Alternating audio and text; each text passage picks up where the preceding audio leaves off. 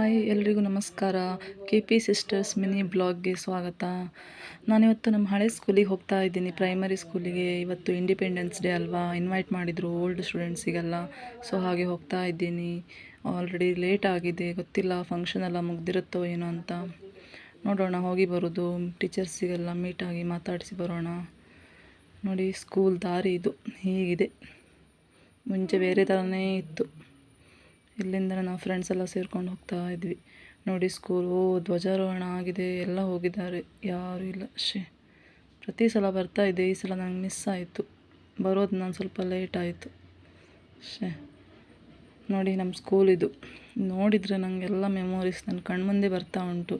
ನಾವು ಪ್ರೇಯರ್ ಹೇಳೋದು, ಊಟ ಮಾಡೋದು, ಆಟ ಆಡೋದು. ನೋಡಿ ನಮ್ಮ ಸ್ಕೂಲ್ ಗ್ರೌಂಡ್ ನೋಡಿ, ಎಷ್ಟು ಚಿಕ್ಕದಾಗಿದ್ದರೂ ಮೆಮೊರೀಸ್ ತುಂಬ ಉಂಟು ಈ ಸ್ಕೂಲಲ್ಲಿ, ಅಷ್ಟು ಒಳ್ಳೆ ಉಂಟು ನೋಡಿ.